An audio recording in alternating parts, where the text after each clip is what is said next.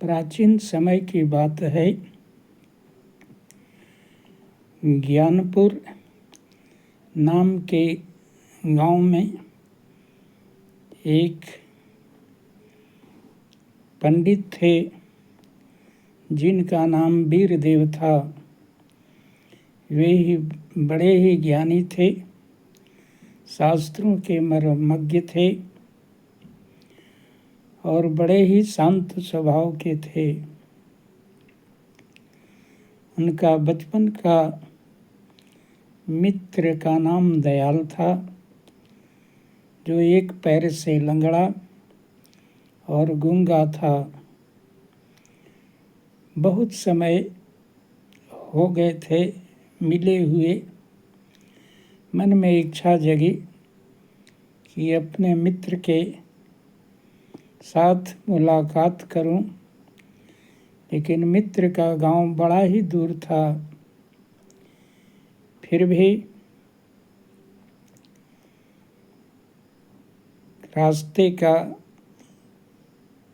नाश्ता भोजन का सामान लेकर के निकल पड़ते हैं अपने मित्र से मिलने के लिए। चलते चलते रास्ते में एक आदमी से मुलाकात होती है। प्रसन्न होते हैं कि चलो अब दोनों मिल कर के आसानी से बातचीत करते हुए रास्ते आसानी से कटेंगे। उस आदमी से नाम पूछते हैं तो नाम अपना महाकाल बताता है।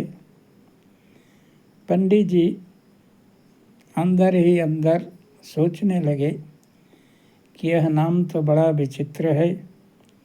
हो सकता है इसके माता पिता महाकाल के भक्त हों, इसीलिए नाम रख दिया हो।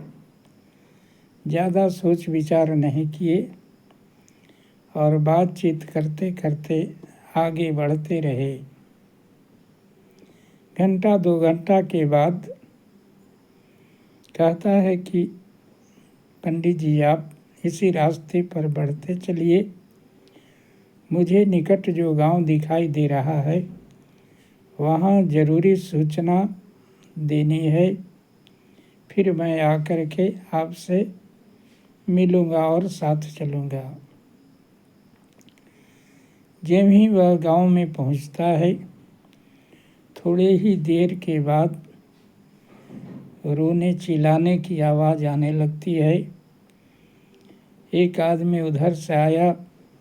पंडित जी पूछते हैं, मालूम होता है कि एक आदमी को अभी अभी मृत्यु हो गई, जो जवान था और न बीमार था। इस प्रकार से मन में शंका हुई कि कहीं यह सचमुच तो महाकाल नहीं है। और थोड़ी देर के बाद शांत भाव से आकर के वह पंडित जी से बात करते हुए आगे बढ़ा। फिर घंटे 2 घंटे के बाद आगे चलने के बाद फिर एक दूसरा गांव आता है। कहता है पंडित जी मुझे यहाँ भी कुछ ज़रूरी सूचना देनी है, इसलिए थोड़ी देर के लिए मैं अनुपस्थित हो रहा हूँ, फिर आगे मिलूँगा। इस तरह कह के निकल जाता है। थोड़ी देर के बाद वहाँ भी रोने चिल्लाने की चित्कार करने की आवाज़ आती है। एक आदमी को भयानक काला नाग ने डस लिया था। पंडित जी के मन में फिर शंका उठी कि यह सचमुच जहाँ जाता है कुछ न कुछ अनहोनी होता है, यह सचमुच ही महाकाल तो नहीं है। फिर आकर के पंडित जी के साथ बात करते हुए आगे बढ़ता है।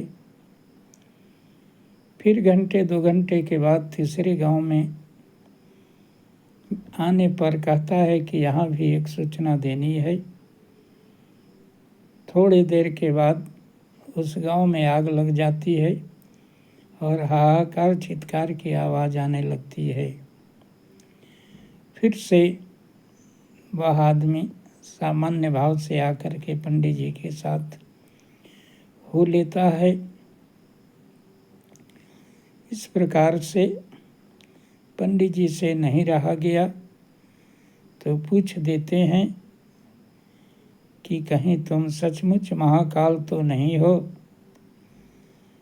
जहाँ जाते हो अनहोनी हो जाती है, अफरा तफरी हो जाती है, किसी न किसी का मौत, सर्पदंश, अगलगी हो जाती है। मैं आपके वास्तविक स्वरूप को जानना चाहता हूँ। वह कहता है कि पंडित जी, अब तक आपको अनुमान हो गया होगा, लेकिन आप सत्य हमारे मुंह से सुनना चाहते हैं तो सुन लीजिए। मैं सचमुच ही काल हूँ और जिसको जिस विधि से मरना रहता है, मैं उसी जगह पर उसी के स्थान में जाकर के उसे जीवन लीला समाप्त करता हूँ। आप जिस मित्र से मिलने के लिए उत्सुक हैं, जिसका नाम दयाल है, उसका भी मृत्यु का कारण आप ही बनिएगा।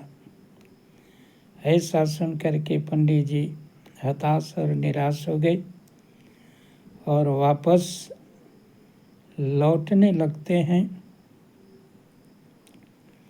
कि मैं जाऊंगा तब न उसकी मालूम होगी उसे कि मैं आया हूँ मिलने के लिए, तब न मृत्यु होगी। मैं वापस यहीं से लौट जाता हूँ। वह महाकाल मन की बातों को जान जाता है, कहता है आप लौटिए या न लौटिए, उसकी मृत्यु निश्चित है, क्योंकि वह आपके पिछले ही गांव से देख लिया है, आपसे मिलने के लिए उत्सुक है और वह एक पैर से लंगड़ा है, बोल भी नहीं सकता है। इसलिए पूरी शक्ति लगा करके वह दौड़ते हुए, हाँफते हुए आ रहा है। सचमुच पंडित जी देखते हैं कि उसके पीछे पीछे दौड़ करके आता है और जब ही पंडित जी के पास आता है वहीं पर गिर करके मर जाता है। और पंडित जी समझ जाते हैं कि विधि के विधान को कोई टाल नहीं सकता है, होनी प्रबल है, उससे विधाता भी नहीं टाल सकते। इस प्रकार अपनी आँखों के सामने अपने मित्र की मृत्यु को देख करके विश्वास हो जाता है कि मृत्यु को कोई टाल नहीं सकता है।